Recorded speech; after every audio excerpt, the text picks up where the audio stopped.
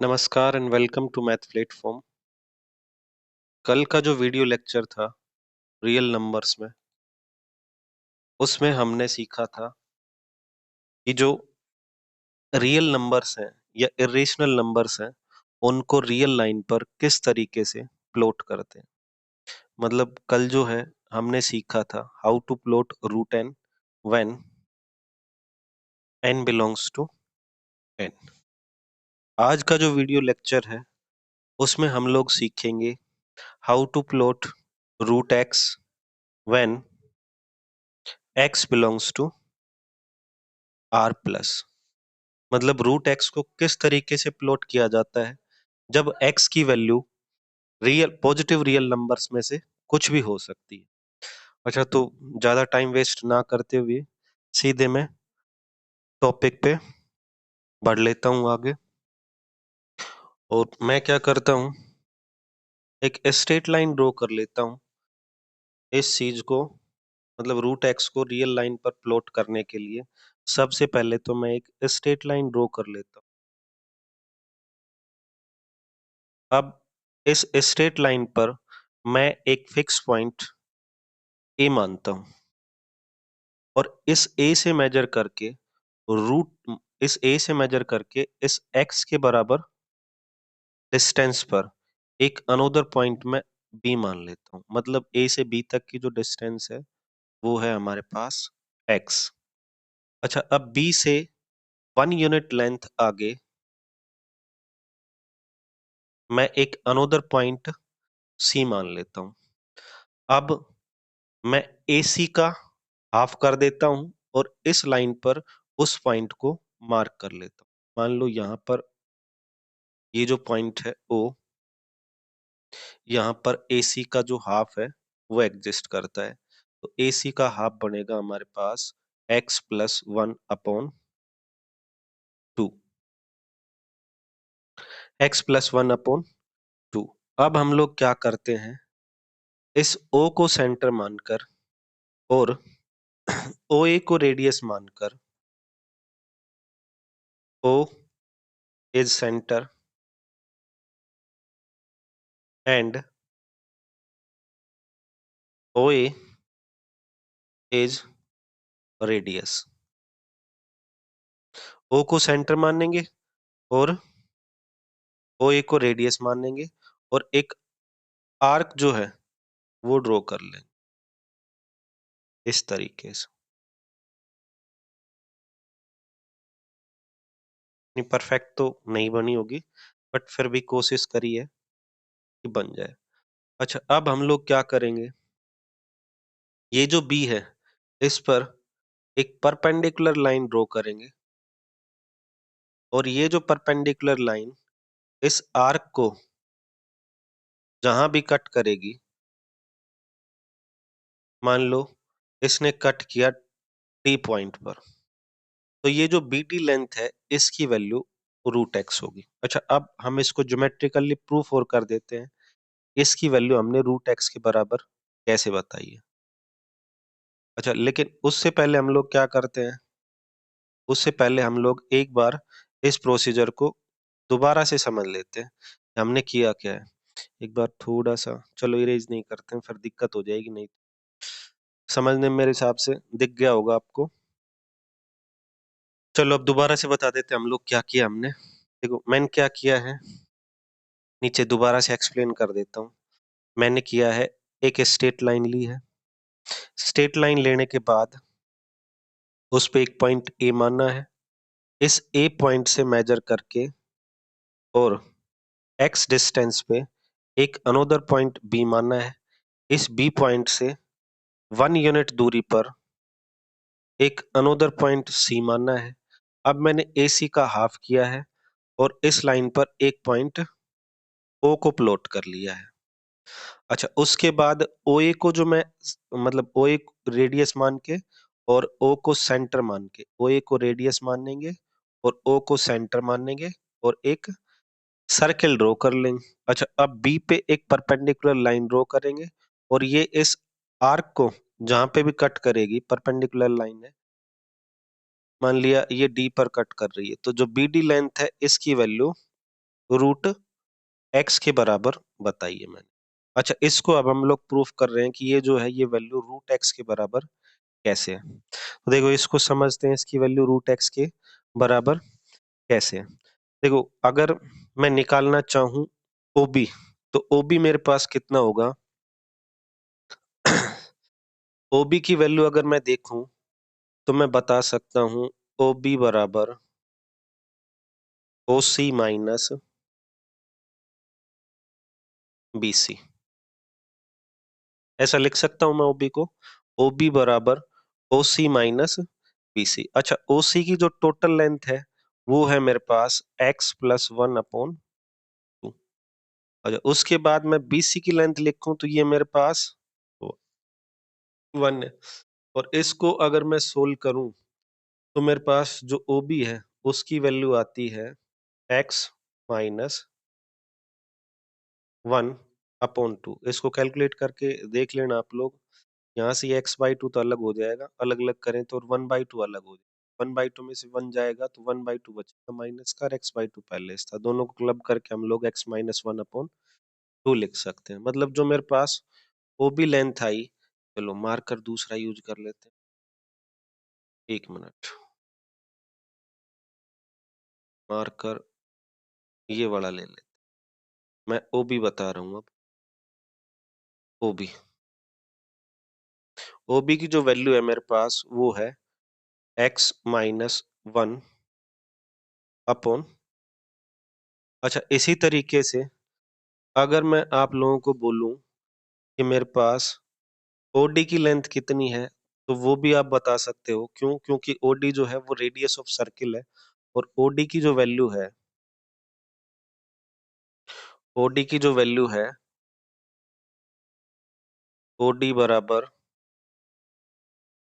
ओई बराबर ओसी, और वैल्यू बराबर है x plus one upon to.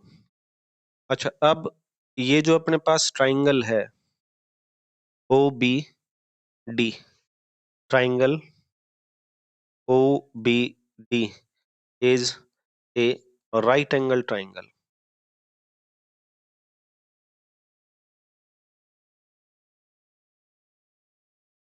ये राइट एंगल ट्राइंगल है, तो इसमें पाइथागोरस थ्योरम लग सकती है, और पाइथागोरस थ्योरम से मैं बीडी की वैल्यू निकाल सकता हूँ। पाइथागोरस थ्योरम लगा के अगर मैं बीडी को लिखना चाहूं तो मेरे पास बीडी बनेगा x plus one upon two, x plus one upon two इसका whole square minus x minus one upon two इसका होल स्क्वायर, और इसका रूट।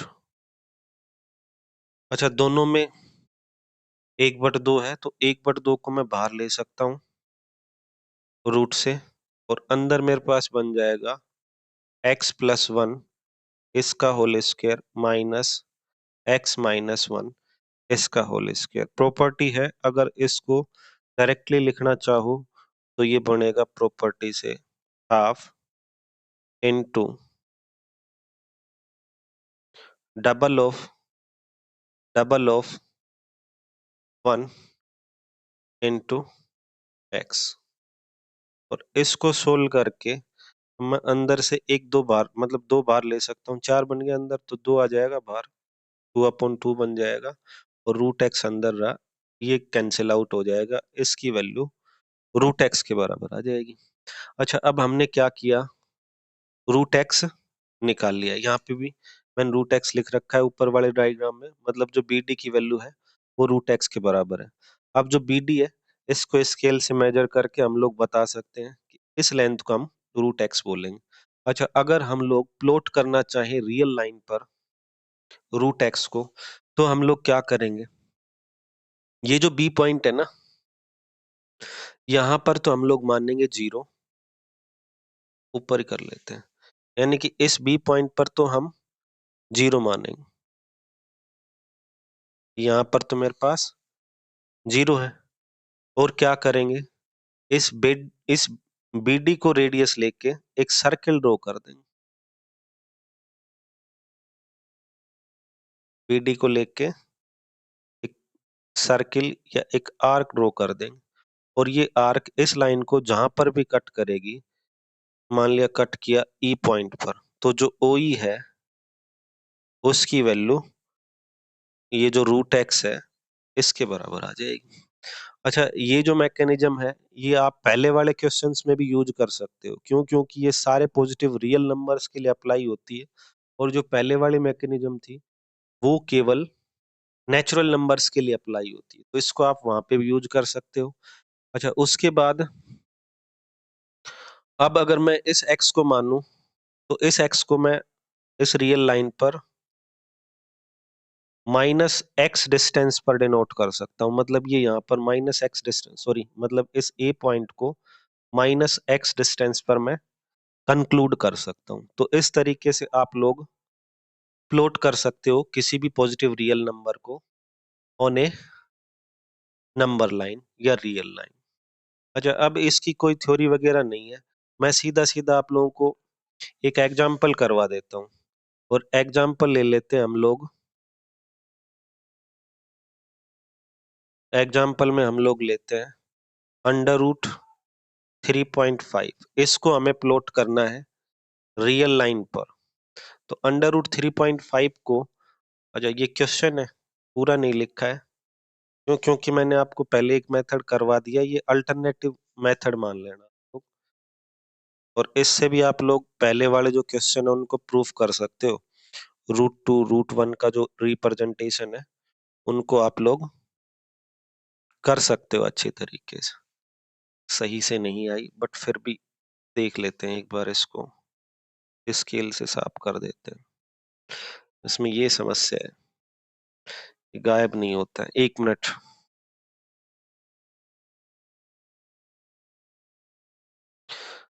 वापस से, दोबारा से।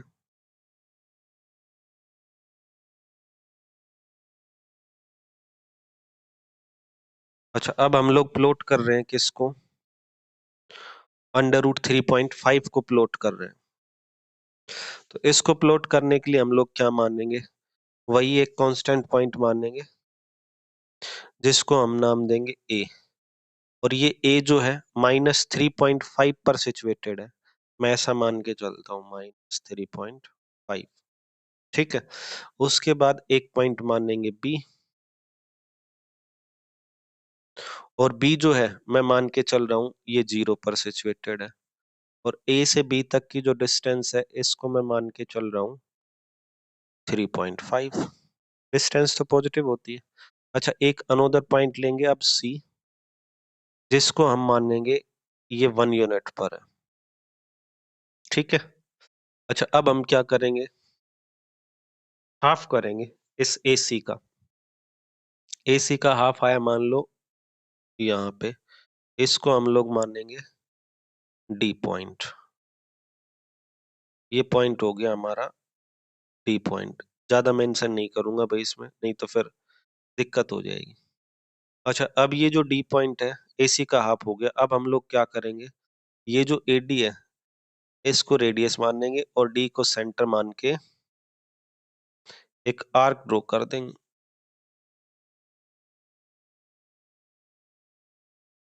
एक आर्क ड्रॉ कर देंगे।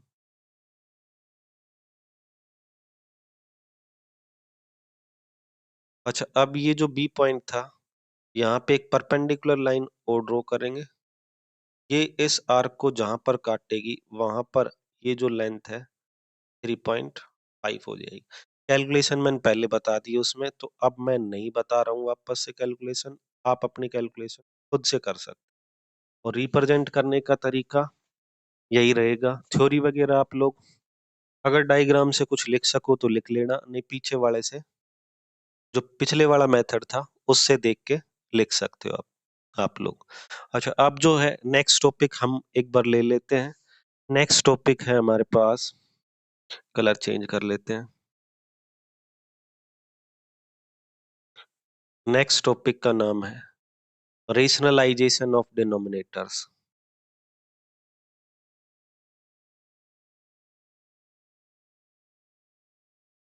नेक्स्ट टॉपिक जो है वो है rationalization of denominators.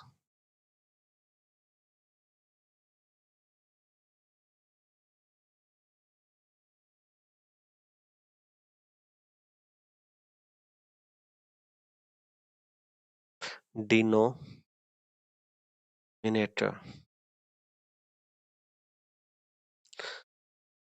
नाम से पता चल गया होगा वैसे तो हम लोग क्या करने वाले हैं।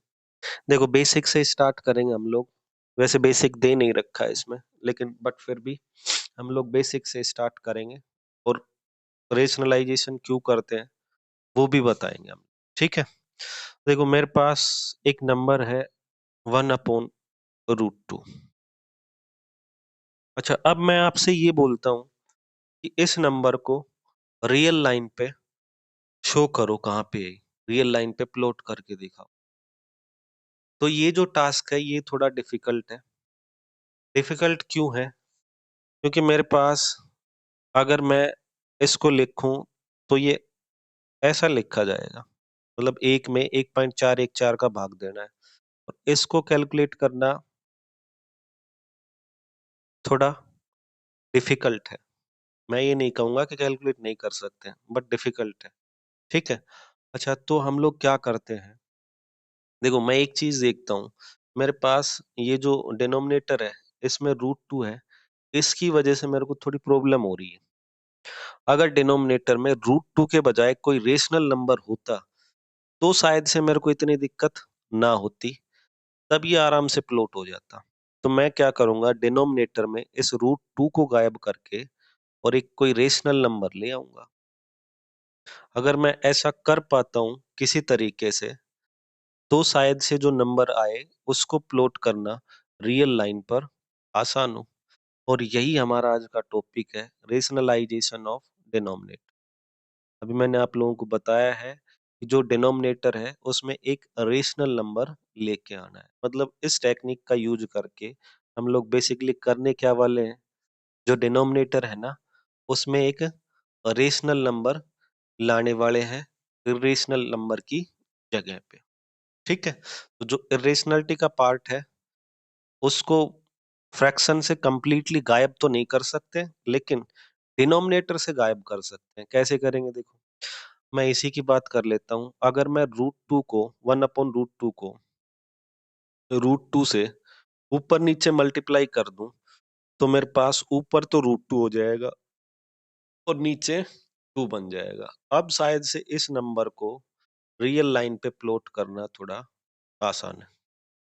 ठीक है, तो ये जो टेक्निक है इस टेक्निक को हम लोग रेशनलाइजेशन ऑफ डिनोमिनेटर्स बोलते हैं। अच्छा, अब इसके एक दो क्वेश्चंस देख लेते हैं।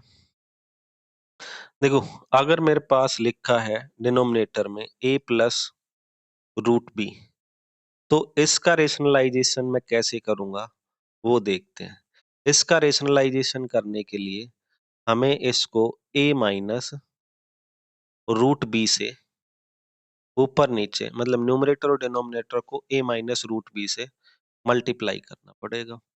देखते हैं ऊपर तो क्या बनेगा, a-√b, और नीचे मेरे पास क्या बनेगा।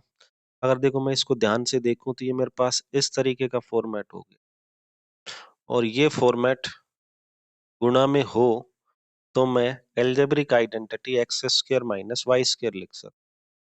तो यहाँ पे मेरे पास बन जाएगा a² माइनस √b का स्क्वायर करोगे तो b बन जाएगा। अच्छा, अब आपके पास जो डिनोमिनेटर है उसमें एक रेशनल नंबर आ चुका है, और यही रेशनलाइजेशन ऑफ डिनोमिनेटर्स है। एक दो एग्जांपल और कर लेते हैं इसके, ताकि आपको अच्छे से ये क्लियर हो जाए। देखो मेरे पास एक क्वेश्चन है, रेशनलाइज, एक minute, rationalise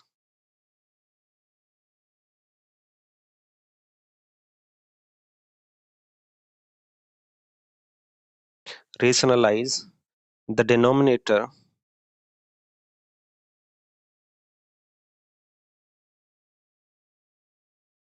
of 5/√3 minus 5,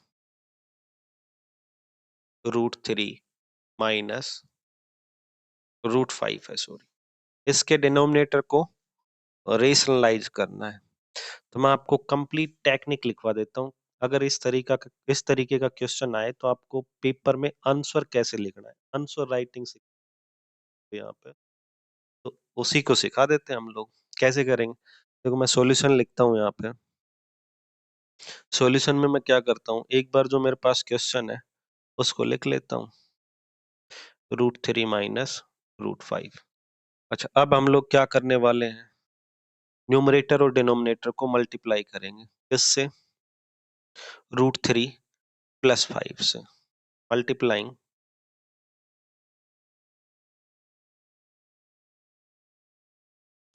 multiplying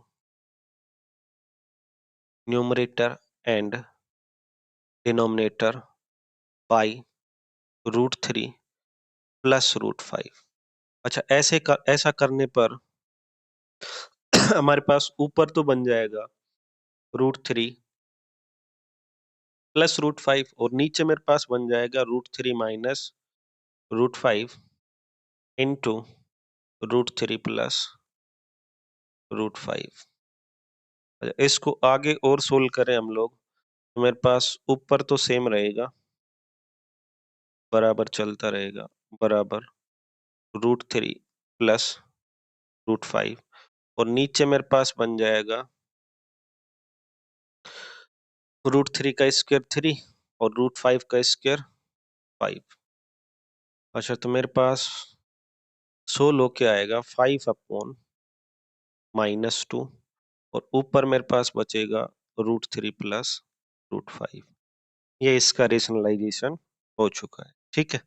तो अच्छा, इस तरीके का कोई भी क्वेश्चन आए हमारे पास तो हम आराम से रेशनलाइज कर सकते हैं चीजों को। अच्छा, थोड़े से जो डिफिकल्ट क्वेश्चन है वो हम लोग कल करेंगे, और ये 9th क्लास का जो पोर्शन था इस केवीएस वाले सेक्शन में वो कल हम खत्म कर देंगे। 9th में कुछ नहीं बचेगा, लॉ ऑफ एक्सपोनेंट वगैरह है तो वो कल करवा दूंगा मैं। बाकी जो इम्पोर्टेंट क्वेश्चन थे ये 2-3 बन रहे थे, ये मेजर मेजर क्वेश्चन।